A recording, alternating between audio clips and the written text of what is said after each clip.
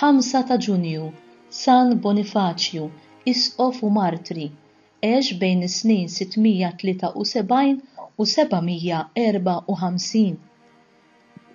San Bonifaċju, l-Apostlu tal-Ġermanja, twieled f'Devonshire, l-Ingilterra, bl-isem ta' Winfrid.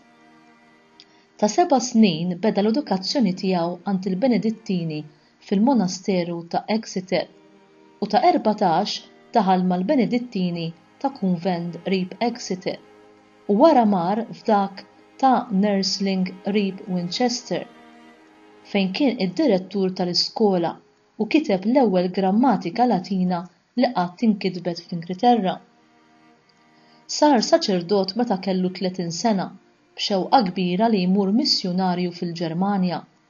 Għata xewqtu fis-sena 719, meta bil-barka Apostolika tal-Papa Gregor II mar il-Ġermanja. Inċident li ġara għenu ħafna fil-konverżjoni tal-Ġermanja.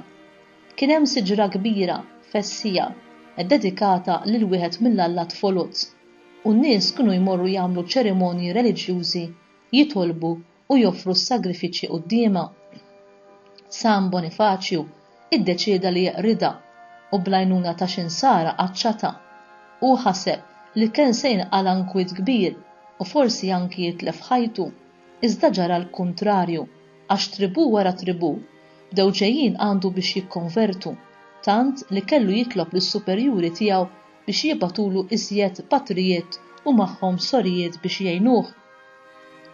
Fis-sena 722 mar Ruma biex jagħti tarif dwar il-ħidma tiegħu u qabel ma telaq lura lejn il-missjoni tiegħu ġie ikkonsagrat isqof mill-Papa San Gregor II u bidel ismu f'Bonifaċju jagħmel tajjeb.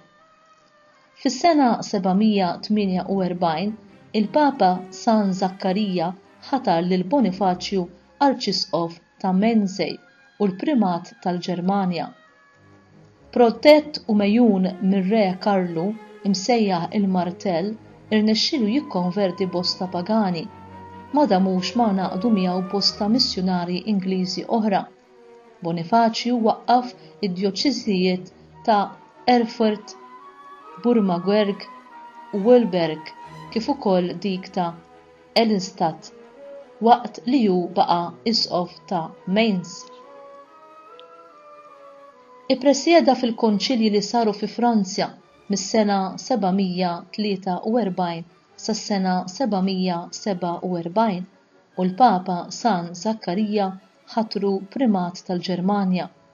Kien Bonifaċju li nkuruna lir-Re Pepin bin Karlu l-Martell, imma Bonifaċju kellu jinkuruna il-ħajja apostolika tiegħu bil-martirju.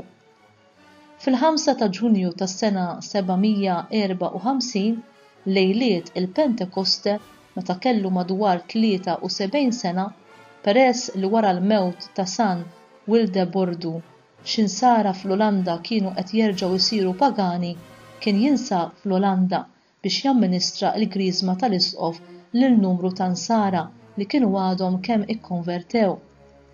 Ġara li waqt li kien qiegħed ilesti ruħu għaċ-ċerimonja, grupp ta' pagani qabżu fuqu u qatlu lilu flimkien ma' San Eoban u xi 50 nisrani li kienu preżenti bid-daqqiet ta' xwabel f'Dokkum. Il-fdal ta' San Bonifaċju, l-Apostlu tal-Ġermanja, jinsab meqjum fl-Abbazija ta' Fulda, l-aktar waħda importanti mill-abbaziji kollha li Bonifaċju waqqaf fil-Ġermanja fejn bosta mirakli seħħew fuq qabru.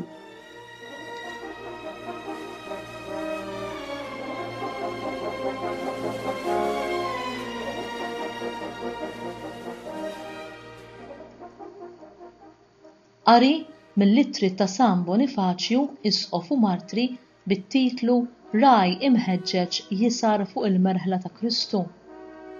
Il-Knisja qisha dgħajsa kbira qiegħda taqsam il-baħar tad-dinja, il-mewġ tal-ħafna tiġrib iħabbata f'din il-ħajja u għalhekk ma tridx min jitlaqa' waħedha imma min imexxiha.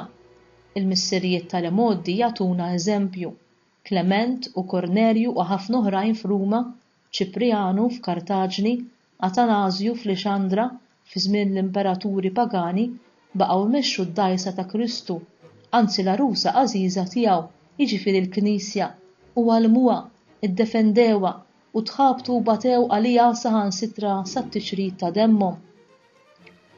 Jienu naħseb f'dawn in-nies u f'oħrajn bħalhom inħossni nitkexkex u nirtod bil-biża' u d-dlamijiet ta' dnubieti jdawruni. U kont nażel bil-qalb kollha li nitlaq għal kollox it-tmum tal-Knisja li darba ħadd f'idejja li kieku din il-ħaġa stajt inwettaqha bl-eżempju ta' xi ħadd mill-missirijiet jew bl-Iskrittura mqazza. Din il-verità.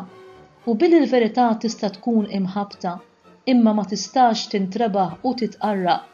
L-ispirtu imħabbat tiegħi imur jistkenn għand dak li permezz ta' Salamun qal: it-tama falla b'qalbek kollha u tistrieħx fuq il-fema tiegħek, fiq triqatek kollha aħseb fih u hu jwittilek il-modijiet tiegħek. U qal ukoll isem il-mulej u torri qawwi fih jistkenn il-ġust u jkun salf. Nieqfu fis-sewwa u nħejju ruħna għat-tiġrib biex nistennew l-għajnuna minn Alla u ngħidulu mulej: int kont għalina kenn minn nisel għal nisel. Nittamaw f'dak li qabbilna bit-tuqol tiegħu, dak li ma jifilħux iġorru aħna, iġorruh bil-qawwa ta' dak li jista' kollox u qalilna il-madma tiegħi ħelu u t-tuqol tiegħi ħafif. Nieqfu qawwijin fit-taqbida sa jum il-mulej, għax ġew fuqna jiem ta' dwejja u niket. U jekk Alla jogħġbu ħammutu għal-liġi mqazza ta' missirijietna biex jistħu inna niksbu magħhom il-wirt ta' dejjem. Ma nkunux bħal klieb li ma jinbħux, ma nagħmlux bħal min jibqa' jħares siket, ma nkunux ħaddiema imħallsa li jaħarbu mill-lupu, imma nkunu rajja mħeġġa, jisru fuq il-merħla ta' Kristu, ixandru l-kelma lill-kbar u żgħar, lill-lonja u l-foqra, ta' kull grat u ta' kull omor, skont il-ħija li Alla għatina, f'ħin f'waqtu jew le, kif qalilna Sar Girgor fil-ktib tiegħu fuq il-ħidma pastorali. Bonifaċju kien għamel mossa tajba favur il-Kristjaneżmu fl-attentat tiegħu biex jeqret is-superstizzjonijiet pagani. Ġurnata waħda fil-preżenza ta' folla kbira qabad mazza u qaċċa t-siġra tal-ballut li kienet fuq il-muntanja tagħhom. Din is-siġra kienet meqjusa sagra. Din waqgħet u nqasmet f'erba' biċċiet. Il-folla stenniet li l-Alla tagħhom jeqirdu lil Bonifaċju. Iżda x'ħin raw li ma ġara xejn, għarfu l-Alla tagħhom kienu bla qawwa u ma jeżistux. Mill-bxejjeġ tas-siġra għamel planki li bihom bena kappella. U int u jien kemm aħna kapaċi nuru l-fidi tagħna fil-pubbliku.